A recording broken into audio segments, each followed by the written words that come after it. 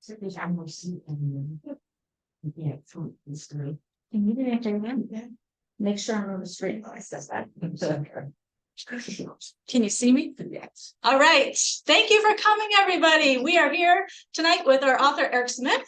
And we have a couple libraries joining us on live stream, which is awesome. And hopefully some people from home who are with us on YouTube Live. I want to tell you a little bit about Eric. He is a literary agent and young adult author, originally from Elizabeth, New Jersey. He is an agent with PS Literary. I should have practiced this more. He's an agent with PS Literary. He's worked on New York Times best-selling and award-winning books. His recent novels include the YALSA Best Book for Young Readers selection, Don't Read the Comments, You Can Go Your Own Way, and the anthologies Battle of the Bands, which is awesome, and First Year Orientation, which is probably awesome, but I haven't read it yet. He has co-edited with award-winning author Lauren Gabaldi. In 2022, Abrams published Jagged Little Pill, the novel, which was written in collaboration with Alanis Morissette, Academy Award winner Diablo Cody, and Glenn Ballard. It's an adaptation of the Grammy and Tony Award-winning musical. And we had a lot of those copies go out across the county for free. So if you want one, check with your library and see if they have any left. His newest book, With or Without You, ta-da, just came out. It's a rom-com about two teens working in rival cheesesteak trucks in Philadelphia. Has some really good Philadelphia references if you're from the area. And all of his books are in print and digitally from the through the Montgomery County Libraries. So if you go to any library in Montgomery County, you can get all of his stuff at one of the libraries. Eric is a lifelong lover of writing and books. He has a Bachelor of Arts from Keene University, a Master's in English from Arcadia University. He lives in Philadelphia with his wife and his son. He enjoys video games, pop punk, crying over every movie, and as we recently discussed, reality TV shows. Oh, yes. So please, everybody here, give Eric a round of applause. Oh, no. Can I just sit here? Is this okay? Yeah. Can see me? Excellent. So I have a little notes here, because I'm a little scatterbrained sometimes when I'm chatting about books and like my job and writing and everything. It's why I write books. I can spend a lot of time just planning out what to say. So yeah, don't mind me as I look back and forth from this. So yeah, I want to talk a little bit about my journey to becoming a writer and having these books published, and then answer questions for those of you who are maybe thinking of doing the same thing. Or any of you planning to write at all? Thinking about it? Okay, don't worry, I'm not going to call anyone either. You're all safe. Does anyone here play video games? Any gamers? Yes, excellent. My people. So I was talking about this a little bit earlier while we were having cheesesteaks and pizza. My writing career sort of happened almost by accident, right? So I've been writing my entire life, as almost every writer you meet will tell you. I did this very silly, embarrassing thing as a kid where I wrote stories on a typewriter and I gave them out to all my friends in middle school and junior high. It was this, I don't know. I hope they still don't exist. I hope no one has them in a folder somewhere. But all during high school and college and my master's program, I was trying to write like literary fiction. I was trying to write like very fancy books. I thought that's where I wanted to be as a writer, and it just was not happening for me. So I started writing stuff that I really cared about. I was writing about video games. I was writing about relationships and video games and dating and how they all sort of come together. And this accidentally brought me my first book. I wrote this book called The Geek's Guide to Dating back in 2012. Yes, because it came out in 2013 because it turns 10 years old next month. And this book changed my entire writing career, my entire writing life. I'd written these essays about, again, gaming and relationships. They went viral. It was this very wild experience. A publisher had me write these books for him. And the thing that I learned that was really valuable from that experience is that when you want to be really loud, when you decide to be really loud about something you really care about, whether it's video games, relationships, whatever it happens to be that you want to be writing about. Being loud about that thing on the internet, being loud about that thing in your writing can sometimes result in just wildly exciting things. I'll talk a little bit about that later when it comes to Jagged Little Pill, but my experience being loud about what it is I wanted to create led me to all the books I would eventually start to write. So when it came to starting to write in the young adult space, that was something that sort of happened a little bit by accident. We were talking about that again earlier over at dinner. So my initial career started at a place called Quirk Books. It's a publisher in Philadelphia, and I worked on this book called Miss Peregrine's Home for Peculiar Children. Did anyone see that movie? So it was like a Tim Burton movie. I saw a couple eyes light up. Excellent. So I got to work on that book. It was very exciting. That book came into us at the publishing house, and my editor and the publisher told me, like, we need to market this book to the young adult audience. And I hadn't read a young adult book. I can't even tell you in how long. It had been a very, very long time since I picked one up. I was in my late 20s at this point. I really wasn't reading YA. So I decided, okay, I need to read a bunch of these books to understand the market for these books. I need to understand how to talk to people about this book. So I read a bunch of YA novels, read Miss Peregrine's Home for Peculiar Children, and all those years I had spent trying to write literary fiction, it just went out the window. And I was like, oh my God, this is the voice I've been looking for all this time. Because YA has this very immediate voice, this very intense voice where even if you're reading like a rom-com, like one of these, the stakes feel very high. All the emotions feel really big.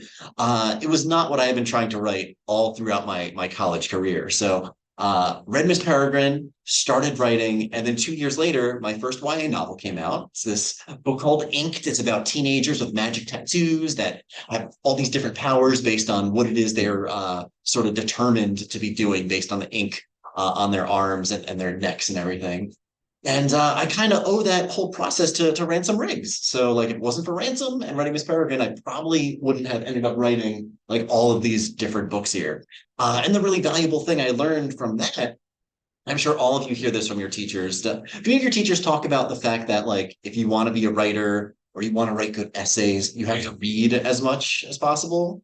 Yeah, right? It is absolutely correct advice. I hadn't been reading YA, and if I had been all those years, I probably wouldn't writing. I probably would have been writing it for a very long time, right? I probably would have found my voice a lot sooner. So read as much as you can. It'll absolutely help you find what that voice is going to be. And also read outside of what your comfort zone might be.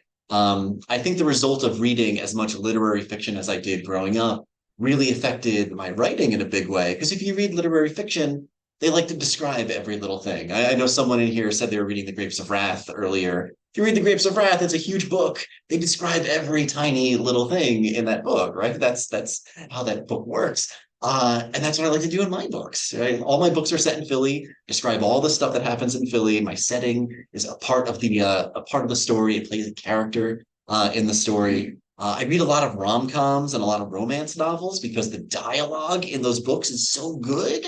Anyone like rom-com movies? Anyone like romantic movies? The dialogue and the banter is the best. It's the best. It's always so funny. Sometimes they don't seem to be saying anything because it feels like it's just supposed to be funny, but you're learning about the character as a result. There's so much to learn from reading outside of your comfort zone.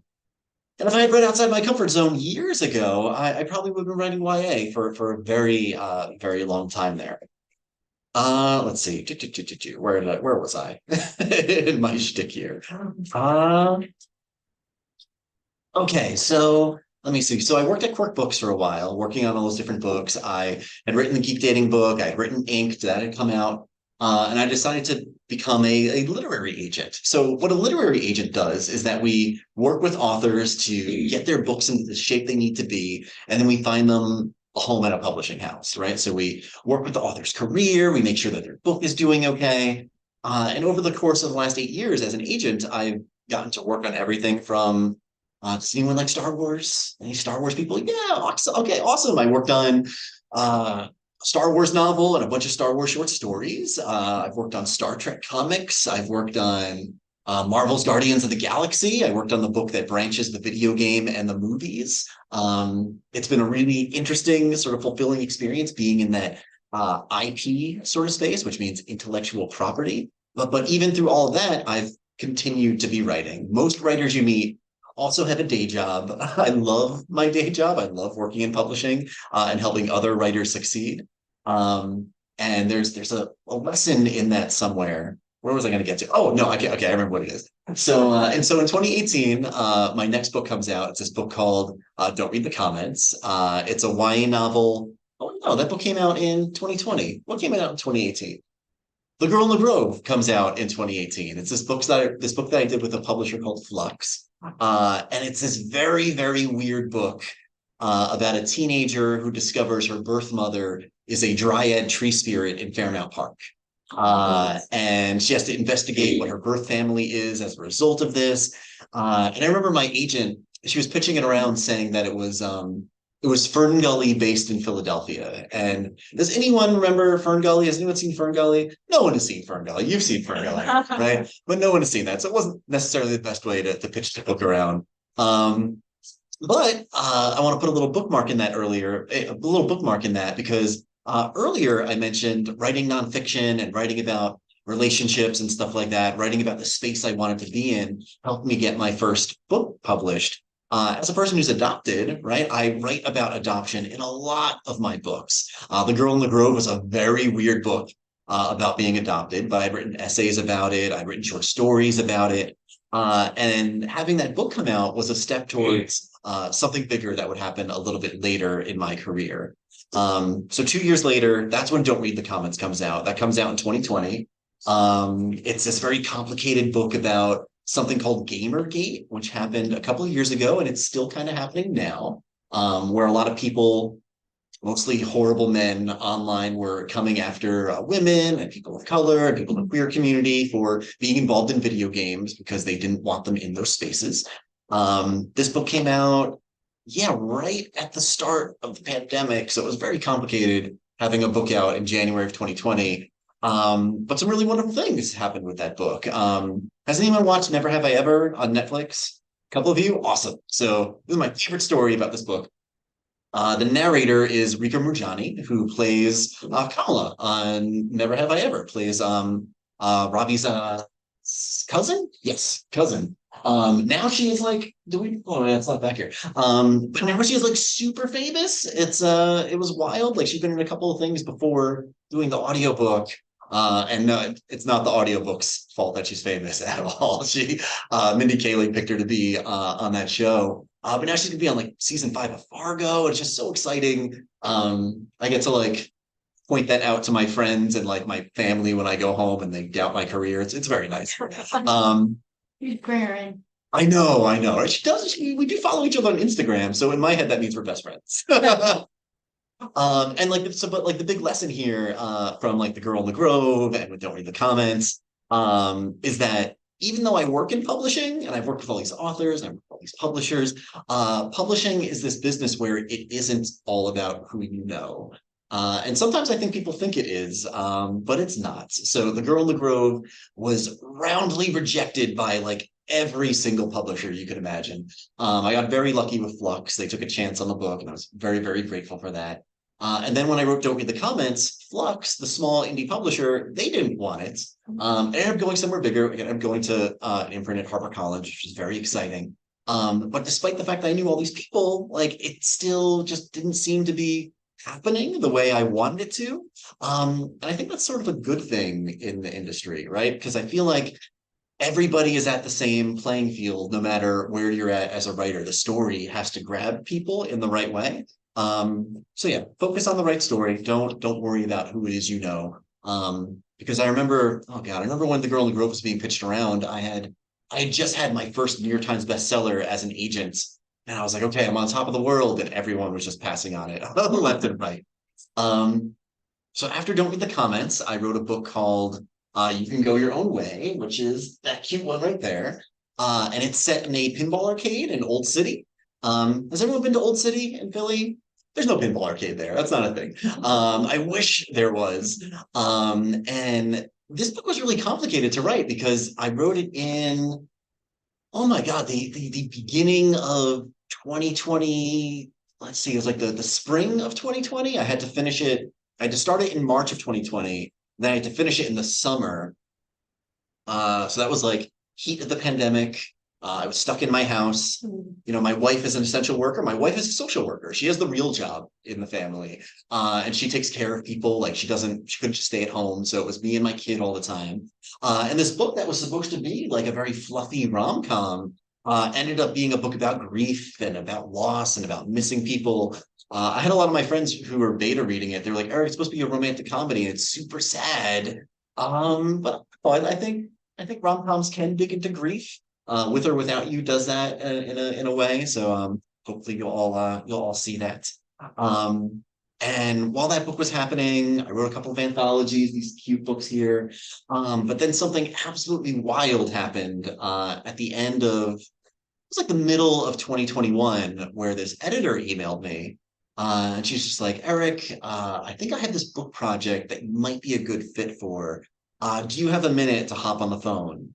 I was like, oh, what is it? And she's like, oh, I can't tell you. You have to hop on the phone. So I'm like freaking out because I'm convinced I got a Star Wars novel. Because like when someone says like, oh, I can't tell you what it is, it means it's like a thing like Star Wars or it's a thing like a Marvel book.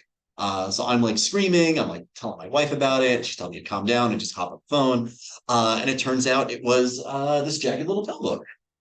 So were any of you theater kids in high school? Any of you theater kids? Yeah, I see some people like nodding in the back. Okay, excellent, good. So I was a big theater nerd when I was in high school. Like it was almost unbearable for my parents. Like I was in like every production. I did all the dance stuff. It was like a huge deal for me.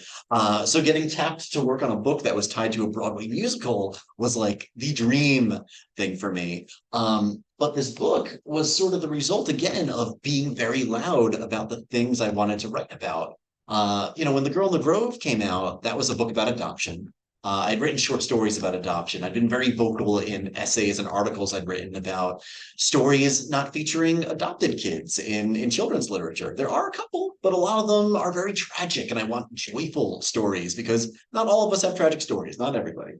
So Alanis Morissette specifically wanted an adopted person to write that book because one of the main characters is an adoptee.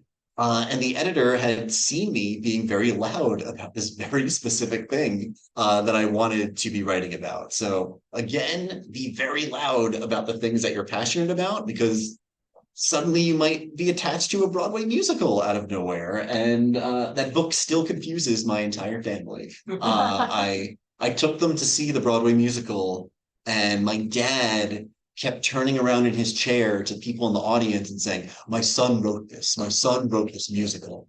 It's like, Dad, I did not write the musical. I wrote the book, the novel that came out after the musical. But, I'll let him believe whatever he wants. So it makes him very happy.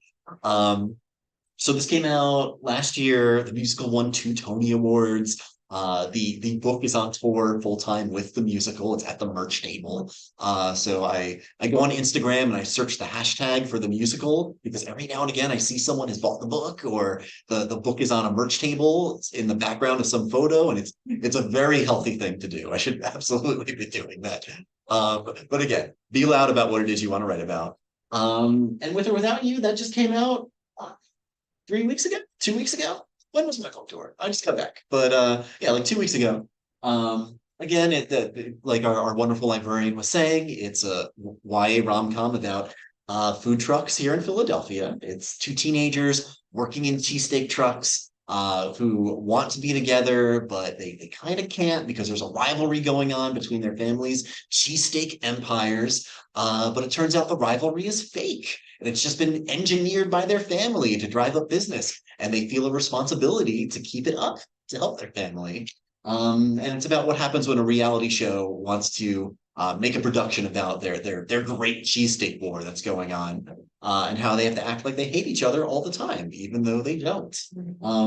That's another book that's a result of like I guess it's a result of like things being complicated in 2020 because I was definitely stuck inside a lot with my wife and our kid.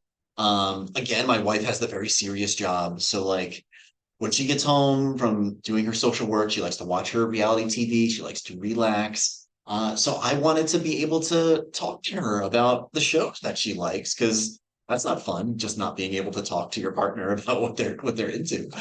So I watched a bunch of reality TV shows with her, and it ended up working its way into a book. Because now I watch too much reality TV. Does anyone watch reality TV? A couple of you? I can't. I'm obsessed. It's a problem. Like I go on Reddit now and like I read all the conspiracy theories about the reality TV shows and like, is this fake? Is this real? Is this fake? Is this real? And it's a problem. I'm on my phone way too much now. And that's sort of how my writing career sort of came together. It's a result of being, again, very loud about what it is I wanted to be writing. Writing stuff from, I don't know, a place of just things that I really, really care about, video games, food and reality TV, Broadway musicals, and the like. And of course, writing about being adopted as much as I can. And I hope hearing about this maybe helps you out when you decide to write your books. Because again, talking about what you're passionate about, writing about what you're passionate about can absolutely lead you to have way too many books behind you when you're giving talks like this at libraries. So yeah, I wanted to hang out and spend some time talking about books, talking about the writing process. And I know there are books here for all of you. So let's hang out and chit chat a bit. Because yeah, I want to talk about writing YA books. So let's Any discuss. questions from the crowd or from Zoom world?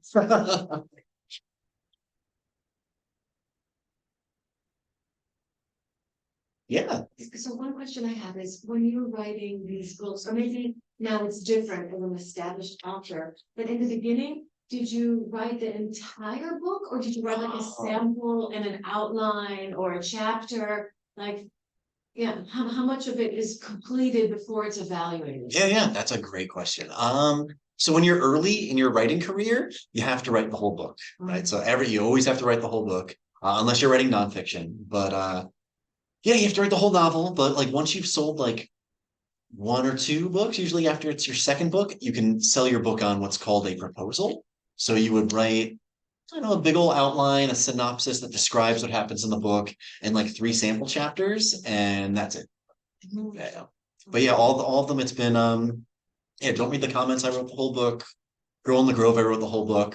It was only after Don't Read the Comments where they like, okay, we'll let you pitch on proposal. We trust you that you can actually write the book. But that took like 5 books. It took a little while. And I don't trust myself sometimes. So I'm grateful that they trust me. Yeah. Trusting yourself. How do you trust yourself to manage your ideas? And I mean, like, writing them down and how you go, oh, I have this great idea, but it's like the ending of a book.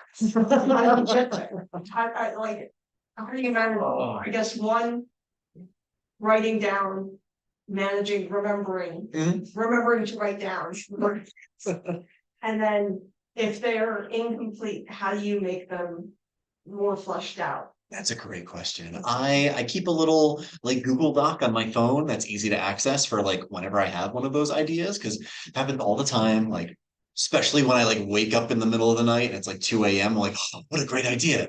I'll remember it in the morning. You never remember it in the morning. It goes away right away. So I always write it down right there. When it comes to having like a random like image that you think would make a good book out of, like that happens all the time with You Can Go Your Own Way. I had that image of the Snowden pinball arcade before the rest of the entire book. The trick for me is trying to develop the synopsis after that idea comes to mind. So like I write these, and I was talking about this a little bit earlier, I write these like embarrassingly long outlines that describe every tiny little thing that happens in the book in order to get to that point. And it also helps me just write the book really fast once it's all out there. So I would try outlining. That's the big trick for me. Yeah. So can you talk about your writing process? Like if you have a routine that you follow? Yeah, I mean, I do this thing where, and all my writer friends think it's ridiculous. It's a mix of doing that gigantic synopsis where I write the huge synopsis and then I write the book afterwards really, really fast. So most of my books I write in, the fastest I wrote a book was 10 days because I had the giant synopsis. And that was Don't Read the Comments. I wrote that book in 10 days, but then I edited it for a very long time because if you write a book in 10 days, it's gonna be bad. So I had to edit it for a long time till it was good enough to share with people. And longest I think was With or Without You. I wrote that book. The book took me like 8 months to write because I had a nice amount of time there. But having that synopsis helps you write it really quick. And then I only write on Fridays. That's like my day to write. So like I have a busy day job. Like I can't really take off that much to write. If I did, I'd be abandoning my authors who have dreams probably a little bit bigger than mine.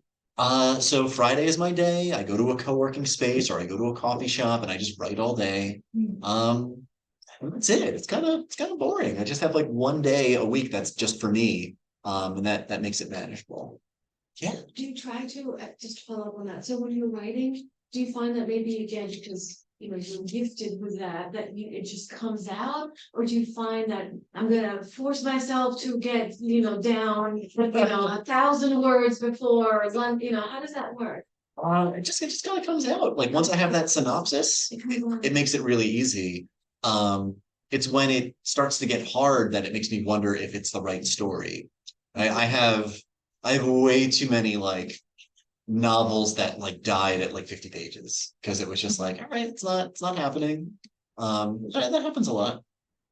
Yeah. But I'll print them all out and you know, they'll be in my collected letters one day, you know, maybe in some college. Yeah. So speaking of some authors, their characters live within them Oh and yeah, yeah. just kind of come out. And then other people that authors that I've spoken to do the outline and they outline the character and everything about the character. How does it work for you? Because your characters really come to life for me when I read the book. Oh, thank you. So I cheat a lot when it comes to the characters. I cheat when it comes to characters and I cheat when it comes to setting. Not when it comes to story, like the stories are original, but the characters, I base a lot of the characters on my friends. You know, when it came to You Can Go Your Own Way, there's a character named Chris who's like a supporting best friend. He's based on my friend Chris. The character Chris in You Can Go Your Own Way makes his own like coffee coring creations out of like reclaimed wood and stuff. So does my friend. And I had my editor, she emailed me, she's like, Eric, this friend is too good. Like you have to change this friend. I was like, no, that's actually how this specific person is. Steve and With or Without You is based on my friend Steve, who lives in Philly. So like I pull from the people in my life, usually for the supporting people. And like the main characters are usually like an amalgamation of like pals and sometimes me. You know, there's like a lot of me in Aaron in Don't Read the Comments. So yeah, they pull from people. Yeah, yeah. Pull from the friends in your life, absolutely. As long as they're okay with it. Your friends know that you're following. Oh, they know. I usually tell them right away. Yeah. So a friend of mine who wasn't able to make it, because they got sick, and I were talking about some of the perhaps brutal attacks on I forget his name, his music taste in Oh, You Can Go Your Own Way. where it's like they have long beards to hold bird's nest or something. And we were like, that's definitely not us at all. So the first question is not super relevant, but do you play Dungeons and Dragons? I would if people invite it. So like a lot of my friends, they do have like DM. They've a couple of my friends DM, and there's big games that go on. But like I get so busy with like my kid that I flake all the time on stuff. The best D&D game I ever played. I have to tell this story because it's insane. So there's an author named Susan Dennard who writes amazing young adult fantasy novels. And she invited me for her launch party on Zoom to play D&D with her, Holly Black, who is like an icon of like fantasy. Ashley Poston, and who else was there? Someone else was in there, and I'm forgetting, and they're gonna get mad at me if they see this stream. But after that, I was like, maybe I never have to play D&D again because it felt like the pinnacle of D&D. But maybe one day when things slow down, and my kid's a little older, I'll be able to get into it because it's so fun. All right, and then how do you feel like you can market or like make books with such very, very niche interests appealing? Like I've been reading You Can Go Your Own Way, and it's like pinball is not something a lot of people are into. So how do you kind of like make, like, bring people into the fold. Yeah, so I think the trick is not making the book about that thing, right? So with You Can Go Your Own Way, it's so funny you say this, like the original draft of it had too much pinball in it. Like the opening chapter is like the main character trying to fix a pinball machine. And I remember the original opening talked all about how a solenoid works in a pinball machine and the underground market for pinball flippers and all this stuff because I did all this research. And my editor was like, the book's not about pinball, the book's about the relationships, right? So like keeping that in mind when you're writing a book that sort of revolves around something like With or Without You revolves around food trucks. It's not about the food trucks, it's about the people. Don't Read the Comments is about video games and online spaces, but it's not really about that. It's about the relationships. When you keep that in mind in the back of your head, it makes it work. It helps make the not so universal actually universal. Got it. Thank you. That's a great question. Yeah. How do you like when I write? I usually write like 3 pages and then I either lose steam or I can't figure out how to extend it. How do you either like continue writing and like develop those those few pages into something more, or how do you like not lose steam? Because it always happens either in the middle of the night or the other day when I was in the middle of a class, the teacher was like, "You have to pay attention." I was like, "No." And you No, I get it. I mean, for me, it's that big outline. Yeah. So when you have like an outline and a map for where you want the story to go, it makes it a lot easier to keep going because you're trying to get to that next part in the story that you're working on. And then the other is to like, if this is this you working on like a novel or like an essay or something? I always want to write novels, but it ends up being short stories, and I was like, okay. Yeah. So like, for me, like it's reminding myself of why I want to write this story in the first place.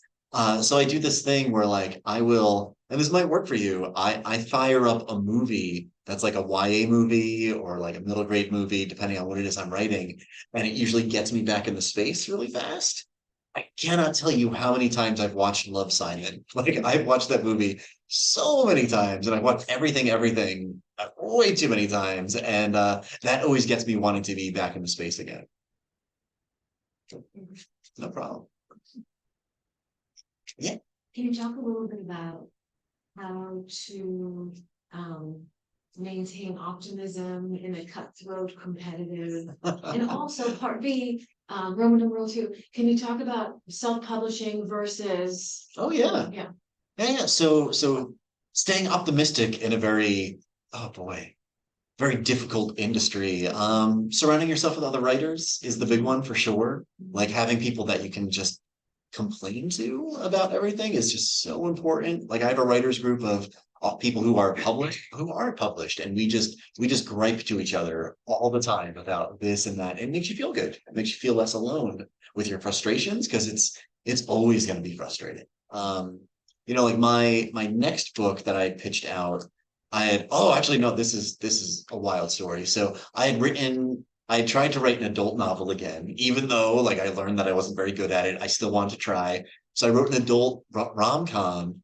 And the week that Jagged Little Pill was announced in Rolling Stones, I was in Rolling Stones, all excited, was the same week my agent called and said like, hey, this book's not going to sell. This book's not going to happen. Right. So like it is a roller coaster no matter where you're at in your career, and like having your friends, that's what you want. You want your writing group to turn to you for support there. And when it comes to self-publishing versus traditional, I mean, it ends up depending on what your goal is for the book, right? So like when you self-publish, you kind of lose out on, sometimes you lose out on the libraries, you lose out on some of the bookstores because not everyone's going to stock the book. It's really hard to sell foreign rights and like audiobooks and all of that stuff when you do it on your own. But some people who do it on their own know firmly how to do all of that. Like a lot of romance people who self-publish know how to do that very, very well. My advice would be just to do all the research possible before jumping in, because it's, oh my God, it looks like a full-time job. It really does. There's a writer based here in Philly, Frankie Malice, she self-publishes her like adult fantasy novels, and it's incredible. She sold more books than me. It's amazing. I'm pretty jealous of it, but like she saved up a lot of money before she quit her job and decided, I'm gonna try to make this happen. You should look her up. It's really impressive. Yeah. How do you come up with your titles? Oh, that's such a great question because I have never kept the title for any of my books. They always Jagged Little Pill is the only one I got to keep because Alanis Morissette is the boss. But all the books I don't know. I always end up having like some like bad dad joke as like my book title, and my editor will yell at me and tell me it has to be something more creative. So like You Can Go Your Own Way, the original title was The Pinball Blizzard, which is like a spin on like a band called The Who, which is that's not for teenagers. I don't know why I tried to do that. So You Can Go Your Own Way is a line that one of the characters say in the book. Don't read the comments. It's on the first page of the novel. The main character says it to her mom, and With or Without You.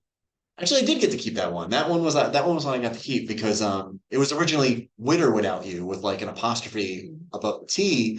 But publishing couldn't do that because it wouldn't pop up on Amazon, right? But yeah, that's just because that's how you order a cheesesteak. It's with or without, and that's the joke, I guess. But yeah, usually it ends up being something from inside the book. Yeah. So those weren't for the songs that play in my head every time. No, Like With or Without You, the song automatically in my head. No, Like with- You Can Go Your Own Way automatically plays in my head. Yeah, With or Without You was yeah, no, it was kind Makes of an sense, yeah. accident, you know. I actually polled a bunch of friends about it because I was trying to come up with a better title for it, and that was what happened. Oh, The Girl in the Grove was originally The Dryad of Fairmount Park, but my editor thought it sounded like it was like a book for like middle school kids as opposed to like teenagers. But I don't agree with that one. I like the other type better. You want us to take a vote? That's a good crossover, you know, for those of us that are adults that are YA. Anyone else? Anyone reading any good YA books they wanna share? Or books in general? It's okay. Yeah. I'm reading the Lonely Hearts Book Club right now, which really surprised me. It's not what I thought it was about at all. So I suggest that. Lonely Hearts Book Club. Okay. Yeah. I recently finished Our Wives Under the Sea by Julia Armfeld. It was really just like ripping and like interesting and very real in a way I wasn't expecting. Our Wives Under the Sea. Okay. Wait, Our Lives? Wives. Wives. Oh, okay. All right. Our Wives. All right. Is that like a war novel? No, it's hard to explain. It's Okay. like a deep sea, but also like a lot more than that. I don't know. Okay, It's very cool. hard to put over. I'll check the look. Yeah. I haven't read them recently, but I bought myself 2 series for my birthday, which was recently. I highly recommend the Graceling Realm series, Oh. which is available in Lower Merion, and I have finally acquired my own copies, so I will not be taking them out. I'm so sorry. They're also on Overdrive, I think, for Marion. Okay. And the Great Library series, which was like Oh, a that was right. total, I picked it randomized off of my TBR while I was living in Japan earlier this year. Awesome. And I think I blew through the series in like a weekend. Those books they're huge. Those are big books. They're Oh wait, no, those are Rachel Rachel King. Kane's books. Yes, yes. I'm thinking Great and Terrible Beauty is Liver Bray books. Yeah. I have a question. Yeah. Perfect. The Battle of the Bands, Oh yeah. it's an anthology, Mhm. but you guys obviously did a lot of work working together to have a cohesive plot through the whole thing. It was really cool. Thank you. How did that develop? Like, where did the people come from and how did you work out some of those details? So Battle of the Bands, me and the author Lauren Gibaldi, we did a book festival together, and on the way home from the book festival, our plane got delayed, so we were stuck in an airport till like 3 a.m. And that's how that book idea came together. She's turned to me, she's like, you know what, I always wanted to do a YA anthology about a Battle of the Bands night. And I was like, oh, well, it'd be great if the anthology, all the stories connected to one another and all the kids were involved. It was the same school. And she's like, oh, are we going to do this? Is this what's happening? And like, we were there with Katie Katuko. She was also in the airport with us. And we're like, okay, you should be in it. She's like, okay. So that's literally how most anthologies will happen. It's authors have a bonkers idea and ask one another to come play along. So we started getting these stories in from different people. And Lauren, she's also a librarian, Lauren Gibaldi, and she is a master of spreadsheets. So she had this giant spreadsheet that had all the authors on the spreadsheet, all the characters that the authors are writing, the titles of the stories, and how they were all going to intersperse with one another's stories. And we told all the writers, just when you write your story, leave spaces in the story for other characters to pop up. So we got all these stories in, and all of them had just like brackets in them that said, something happens here, or a character pops up there. And then we melded them all together, and it was a lot of work. But it was a lot of fun. Yeah. So spreadsheets. And that book was one really fun lesson me and Lauren learned from that book is that a lot of celebrities are just like us. Because we asked the singer of this band called Motion City Soundtrack, who like we grew up loving as kids. Well, as teenagers, we reached out and we were like, hey, would you want to be in this book? And we messaged him on Facebook, and he messaged us back, and we got him in the book. And he has since like invited us backstage at concerts, and it's just a normal guy. So don't be afraid to shoot your shot. You never know. Yeah. How do you work it in a writing block? You work at the block. So in my experience, writer's block is the result of like something else being wrong, right? So it's not just like, oh, I just can't get through this. I'm not feeling inspired. It means there's something else going on. So like for me, usually it's I haven't spent any time with friends recently, or I haven't watched a bad movie in a long time, or I haven't played a video game in a while. So like it's when you just go back to the thing that reminds you why you like writing, it breaks you out of it right away. So that's what me and all my friends do. I play this game called Skyrim a lot. It's like this big, sprawling, like fantasy game with like dragons and stuff. I don't know, something about that game always makes me want to go back and write. So just find that thing, and it'll break you out for sure. Yeah. How do you get started? Ooh, how do I get started? I mean, usually I get started on a book because I have this very specific like image in my mind. So like, yeah, you can go your own way. It was that Snowden pinball arcade. Don't read the comments. It was this image of like two people falling in love in like a sort of violent video game space and what that would look like. It's just an idea or an image, and then I write a giant outline to try to figure out how to get to that space. So yeah. So I know like publishing, well, I feel like I've heard from people that publishing is starting to dwindle down as opposed to as how it was like 15 or 20 years ago, like pre-technology and pre like self-publishing, whatever. I don't know. That's what what some people who aren't in that industry have said. And I was wondering, like, do you know anything about that? Like, is it really hard, or is it like just my teacher had a friend who's an editor, and she was like, yeah, it is really hard for her to find work sometimes, but I mean, it's hard. It's a hard business to break into and to sell a book. Like, absolutely, because there's just so much. But it's still doing just fine. Like Random House, and this is, I guess, my literary agent brain chiming in. Like Random House reported like record sales again this year, and Simon and Schuster were down a little bit this year, but still like in the billions and doing fine. So like, it's not going away. are they digitally or paper or like? It depends on the category, right? So like children's books, like picture books and like middle grade novels and young adult books, those do way better in print because, I mean, how many of you like your print books versus your ebooks? Print books, everyone print books? Yeah, most people like print books. So it does just fine. But like if you're looking at like romance or like mysteries and thrillers, a lot of those sell heavily in the ebook space. But there's always gonna be a space for print books. Like book people like to own them and have them on their bookshelves for sure. Well, some of us. Nothing wrong with ebooks though. I have my Kindle and I read plenty of them that way. and my audiobooks. Actually, audiobooks are something that's doing wildly well in publishing. There's more business stuff, but like audiobook sales are way up.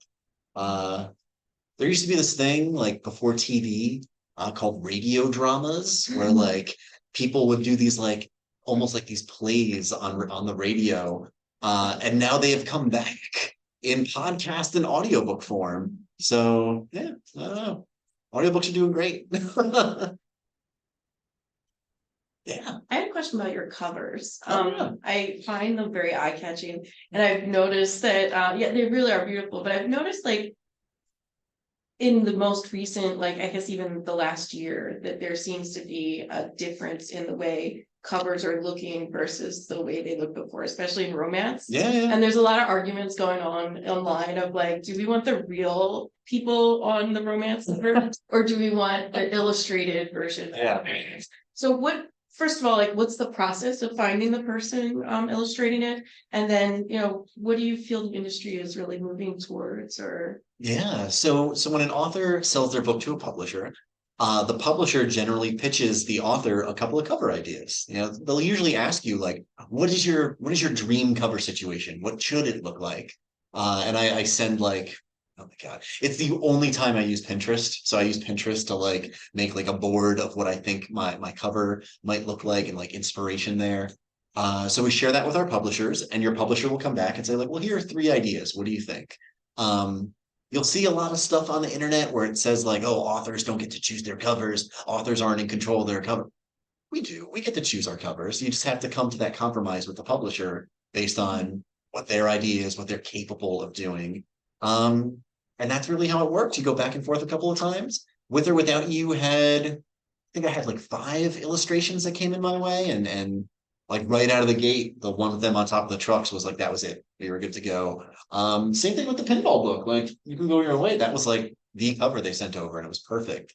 So yeah, it's a collaborative process.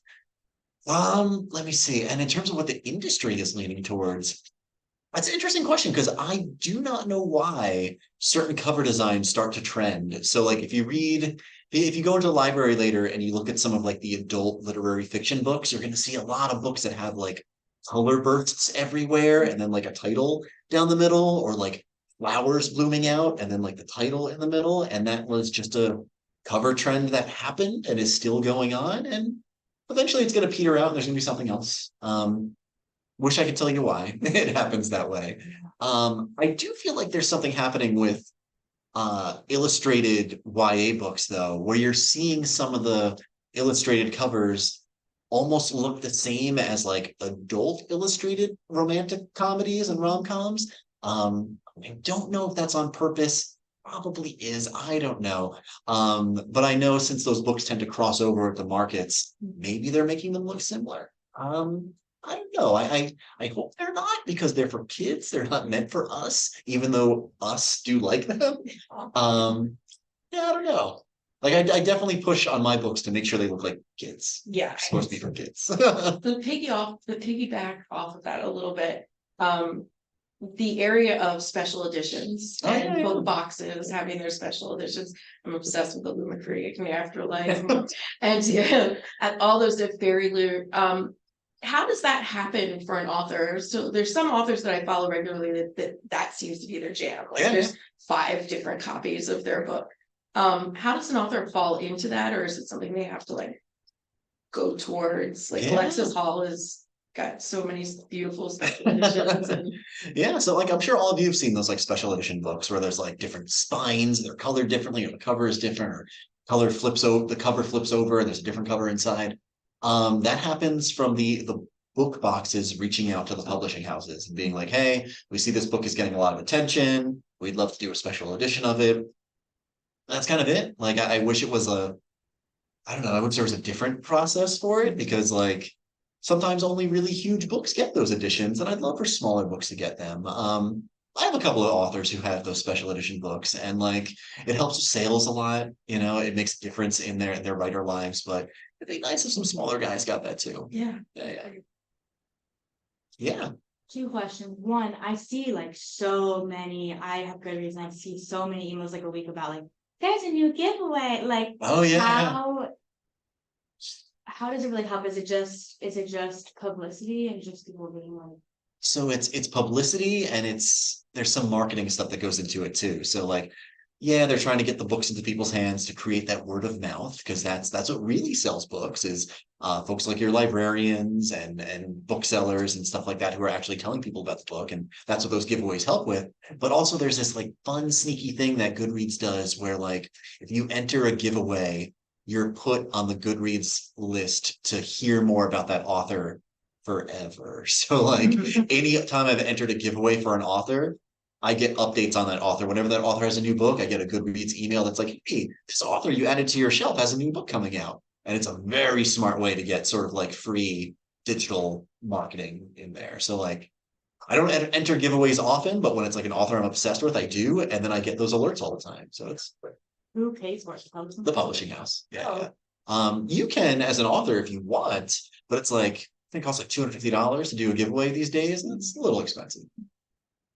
Back there. How'd you publish your first book?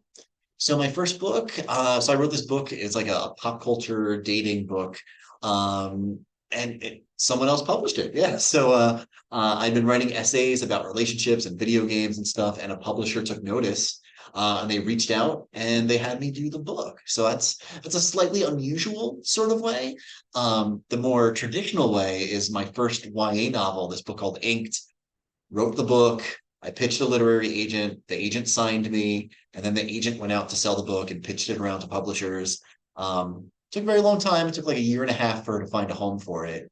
But that's how that first book happened. So it's different approach for both of them. Yeah. Do you see yourself continuing to be an agent?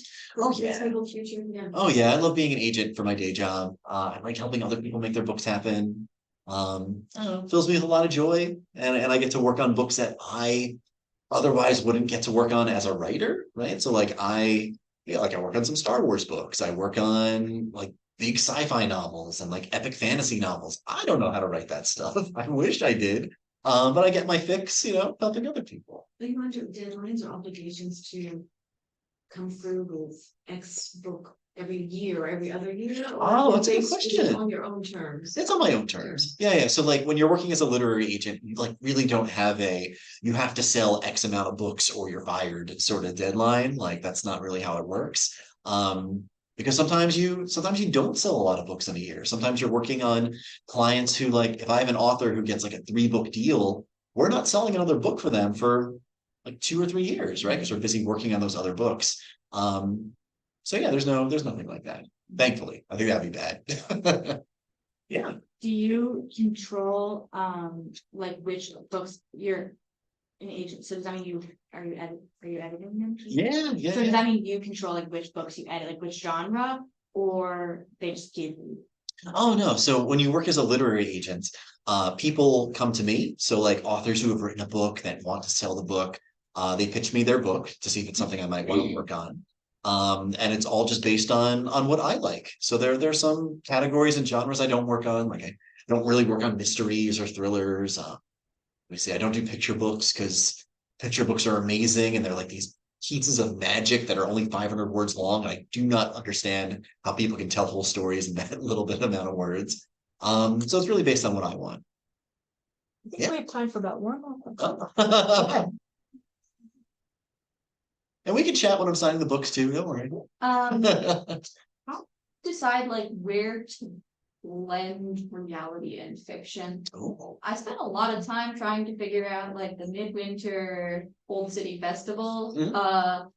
before realizing I think that's your creation, right? No, no. So I was like, why is this nowhere? Like Next Fab I could find and Uh-huh. like Brave New Worlds I could find, and I was like, huh. So like how do you figure out what's where the foundation? Yeah, I mean, it's only when it serves the story, right? So like I make up stuff like and don't read the comments, the video game isn't real, right? But like I had to invent it in order to tell the story the way I wanted to.